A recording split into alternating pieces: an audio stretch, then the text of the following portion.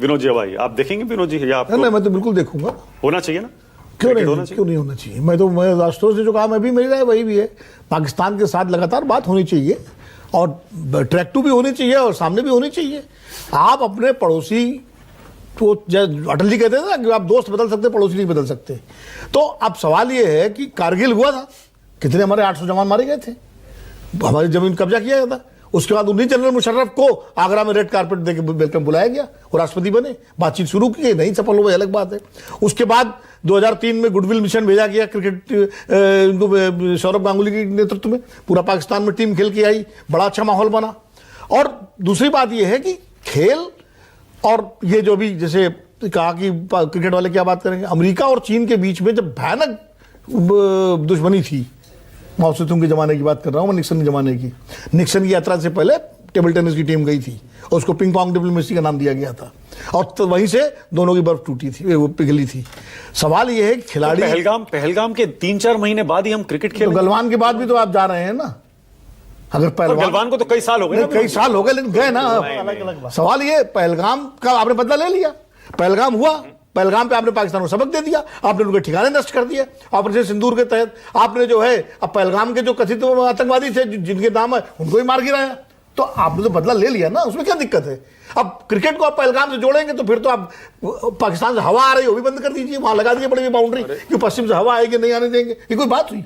खेल अच्छा आप चलिए एशिया में, तो आप यूनाइटेड नेशन में बैठेंगे नहीं बैठेंगे साथ में? इंटरनेशनल फोरम में पाकिस्तान, अभी एससीओ में शहबाज शरीफ भी थे और प्रधानमंत्री भी थे, तो कहते हम नहीं जाएंगे पाकिस्तान। पर विनोद जी, इंडिया की स्ट्रेटजी इंटरनेशनल फोरम में यही रही है कि हम पाकिस्तान को अलग थलग करेंगे और इसी तरह करेंगे, उसका बॉयकॉट करके करेंगे। भाई हम इनसे बातचीत नहीं करते, हम इनसे ट्रेड नहीं करते, इनके आर्टिस्ट से हमारा कोई लेन देन नहीं है। आपने कर लिया क्या अलग थलग? और क्रिकेट की बायलैटरल सीरीज नहीं खेलते। आपने कर लिया क्या अलग थलग?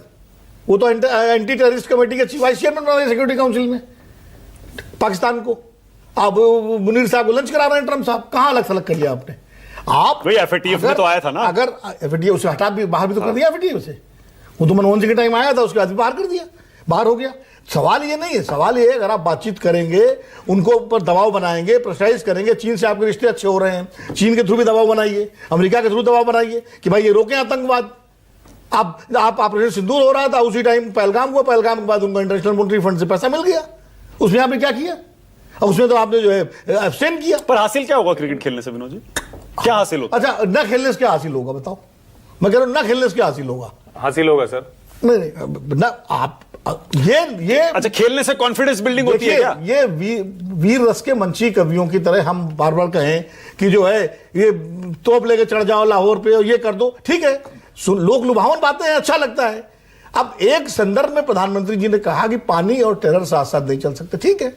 उस वक्त पहलगाम हुआ था, पहलगाम से पूरा देश आंदोलित था, पूरा देश जो है, क्या आप परमानेंट देश को उसी माहौल में रखना चाहेंगे, उसी यूफेरिया में रखना चाहेंगे कि पहलगाम के बाद हमने बदला ले लिया ना पहलगाम? 2008 से उसी मोड में हम हैं विनोद जी। आप 2008 के बाद से बताइए पाकिस्तान से हमारे कौन से रिश्ते सुधरे हैं? तो मैं तो उसी मोड में चल रहे हैं हम। 26/11 भूले नहीं है हम आज तक। तो आप 26/11 नहीं भूले, तो 26/11 के आप दाऊद इब्राहिम और हाफिज सईद और उनको मांगा क्या आपने जब आपने ऑपरेशन सिंदूर रोका था?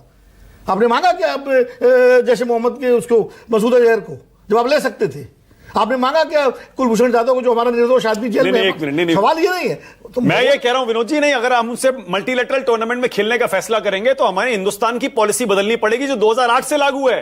ये मोदी सरकार की पॉलिसी नहीं है, हम कह रहे 26/11 के बाद से लागू हुई थी। मोदी सरकार और मनमोहन सरकार का नहीं है, 26/11 से पॉलिसी लागू है और आज भारत सरकार ने अपना स्टैंड साफ कर दिया है कि मल्टीलेटरल जो है टूर्नामेंट है वहां हम खेल रहे हैं। ओलंपिक में भी हम जाते हैं। अब वो नीरज चोपड़ा और वो कौन उनका जो है दूसरा जो नंबर साथ साथ भाला फेंकते हैं, अब नीरज चोपड़ा कहते हैं भाला नहीं फेंकेंगे पाकिस्तान साथ। विजय त्रिवेदी, तो फिर वही बात हो गई, विजय जी आप भी बोलिए, नहीं फेंकेंगे भाला।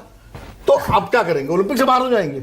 अभी सतीश जी कह रहे थे 80 में बहिष्कार किया था, लेकिन भारत ने ओलंपिक नहीं, एक सेकंड, ओलंपिक से बाहर नहीं हो रहे ना विनोद जी। यही तो इंडिया ने स्टैंड लिया है कि वर्ल्ड कप खेलेंगे, ओलंपिक खेलेंगे, बायलैटरल नहीं खेलेंगे। एशिया कप खेल रहे हैं ना, एशिया कप बायलैटरल कहां है? तो ये बायलैटरल कहां है एशिया कप?